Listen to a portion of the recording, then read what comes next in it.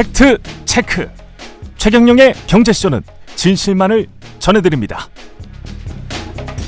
네, 경제 뉴스를 알기 쉽게 어목조목 짚어주는 시간입니다. 머니투데이 최성근 이코노미스트 최이코 스튜디오 나오셨습니다. 안녕하세요. 네, 안녕하세요. 최이코입니다.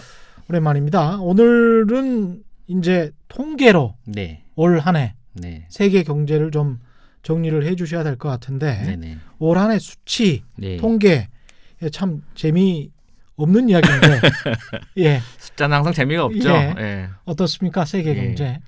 뭐 아시는 것처럼 세계 경제가 이제 올해 많이 꺾였죠. 예, 미중 무역 갈등의 여파로 올해 성장률은 한 3.0%로 예상이 되고 있습니다. 예, 3.0%라는 수치가 잘 안 와닿으시겠지만 그렇죠. 제가 쭉 보니까 예, 2009년 이후로 2009년에 세계 경제가 마이너스 0.1%를 했어요. 그때 성장률을. 금융위기 때문에 예. 그 이후로 한 5%, 4%, 3% 이렇게 쭉 왔었는데 예. 올해 이제 3.0을 찍는 거죠.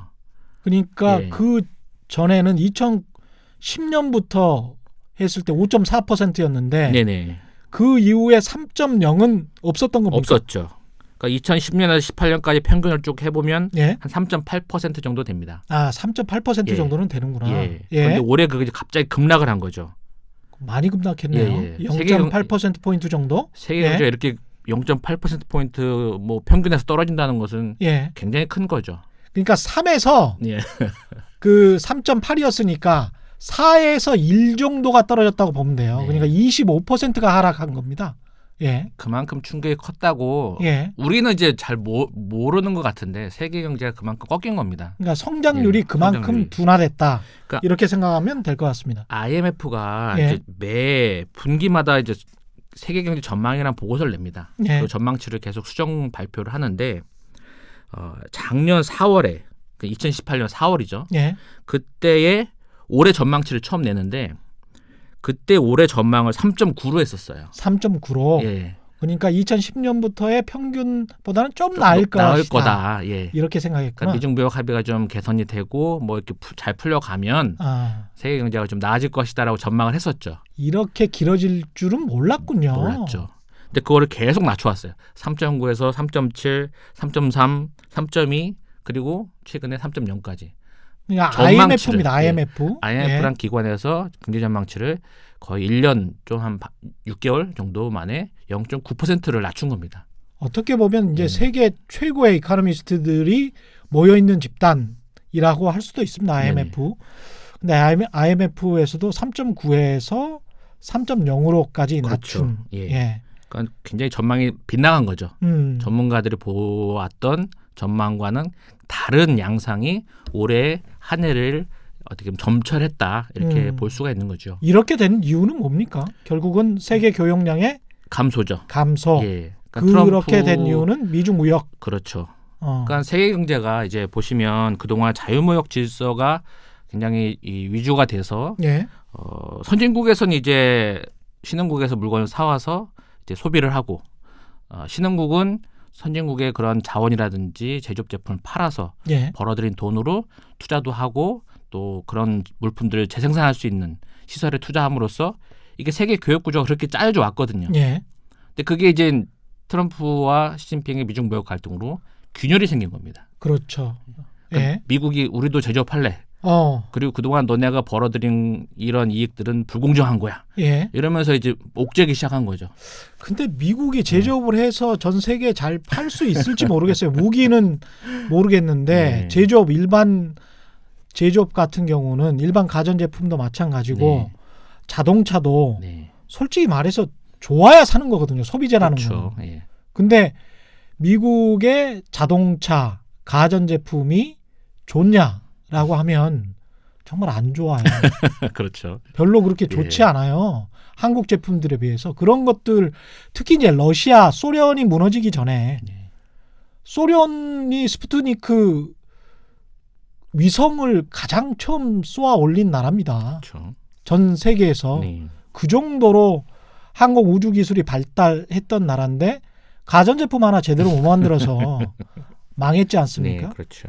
그것과 그것은 그러니까 항공 우주 산업적 측면, 국가 안보적인 측면의 산업들과 일반 소비재 상품들 제조업의 네. 측면은 좀 다른 것 같습니다. 네네. 예, 그러니까 경쟁력이 이미 떨어졌다는 것이 증명이 된 거죠. 이미 역사적으로. 그렇죠. 그래서 이 자율무역 질서 하에서 그것이 재편이 돼왔고 적응을 해왔는데 트럼프가 이건 싫어. 우리도 할래. 푸시한다고 예, 해서 예. 이게 비교 우위가 아닌데. 안 생기는데. 예, 그럼에도 불구하고 세계교육을 그렇게 옥죄니까 세계교육이 확 죽는. 그래서 이 작년에 이제 아까 동일한 시기에 세계교육을 전망했을 때 올해는 한 세계교육 증가율이 한 4.7% 정도 증가할 것으로 예상을 했는데 예. 그게 이제 1.1%까지 떨어졌어요 올해. 아, 그러니까 거의 교육이 증가하지 않은 그런 상황이 된 거죠. 1.1%. 예. 예. 세계 교육이 그나마 증가를 조금이라도 하긴 했습니까? 그렇죠. 1.1% 정도. 네네네. 그러니까 2018년에 비해서 무역이 한 1.1%는 예. 증가했다. 근데 거의 뭐 정체된 상황인 거죠. 우리나라 같은 경우는 어떻습니까? 수출 수입이? 우리나라는 지난번에 제가 한번 짚어드린 바대로 예. 수출이 올해 뭐 한 마이너스 10% 정도 감소할 것으로 전체 예, 예. 전년 대비 전년 대비? 한 지금 11월까지 해서 한 마이너스 10.3% 정도 나오고 있는데 뭐 연말에 밀어내기 정도 하게 되면 지금 12월까지 통합을 하게 되면 한 10% 초반 10% 초반. 예, 감소할 것으로 예상을 하고 있는데 그것은 여러분 기저효과를 좀 고려를 하셔야 됩니다. 작년에 제가 지난번에 말씀드린 것처럼 워낙 이 반도체 경기 호황으로 인해서 역대 최고의 반도체 우리가 경기였고. 이 수출액을 기록했어요. 예. 그러고 나서 반도체 경기 꺾이니까 우리가 이제 역대 최고치를 친 다음에 예. 그거를 더 해야 이게 증가율이 이제 플러스가 되는 것인데 그렇죠. 예. 그것이 안 되는 상황에서 지금 마이너스 증가율은 어떻게 보면 자연스러운 현상이고요. 이게 연동된다고 생각하시면 될 것 같습니다. 네네. 많은 애널리스트들이 2020년에는 반도체 경기가 좀 나아질 것이다. 예. 이렇게 이야기를 하고 있으니까 2019년에 반도체 경기가 꺾여서 수출이 함께 동반 하락을 했다면 가격 측면에서 하락을 많이 했죠. 예, 그렇다면 가격이 조금 오르는 2020년에는 네. 수출량 또 수출 액수도 좀 늘어날 수 있다. 수출의 양적으로는 예. 그렇게 크게 줄진 않았어요. 예. 조금 줄긴 했지만 음. 가격에 비해서는 양이 크게 줄진 않았고요. 예. 가격이 워낙 단가가 떨어졌기 때문에 수출액. 예. 예. 그래서 그런 측면들이 지금 우리나라 수출을 짓누르는 그런 요인이 됐고 음. 전반적인 세계 교육 자체가 그런 가격 하락을 뒷받침해 줄 수 있는 정도 양이 확 늘어야 되는데 아까 말씀드린 것처럼 1.1%밖에 늘지 않았거든요. 그러니까 가격도 떨어지고 양도 미미한 상태에서 지금 세계 교육과 우리나라 수출도 그런 타격을 볼 수밖에 없는 상황이 된 거죠. 미국이나 유럽 경제는 근근히 이제 버티면서 예. 그래도 뭐 1~2%씩 성장을 한다고 보면 네네. 중국 경제에 대한 우려는 중국 어떻습니까? 경제에 대한 우려가 상당히 좀 큰데 예. 일단 올해 6.0%를 예상하고 있어요. 올해 예, 예. 2019년? 2019년 6%에서 6.1% 그 예. 사이를 보고 있는데 일단은 지금 미중 무역 합의가 1단계 합의가 돼서 예. 그나마 좀 한숨을 돌리는 상황이고 음. 연말 11월에 지난달 제조업 구매자 관리 지수라는 게 있어요. 예, 제조업 PMI 구매자. 지수라는 예. 게. 그게 50포인트를 상회했어요. 그러니까 좋은 거 아니에요? 조금 전망을 낮게 보는 거죠. 예. 구매자들이. 예. 그래서 이게 7개월 만에 상승 국면으로 진입을 해서 음. 이게 좀 중국 경기가 연말부터 좀 풀리는 게 아니냐. 예. 50 이상이면은 예. 앞으로 나을 것이다 이런 이야기입니다. 주문을 많이 하겠다. 예.